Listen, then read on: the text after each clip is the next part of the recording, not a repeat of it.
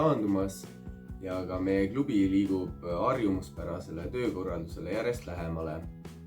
Kogu Heliose kollektiiv tänab teid, kes sellel keerulisel ja teadmatust täis ajal oma klubi, oma treenerit toetasite. Aitäh teile! Aitäh! Aitäh! Aitäh! Aitäh! Aitäh! Aitäh! Aitäh! Aitäh!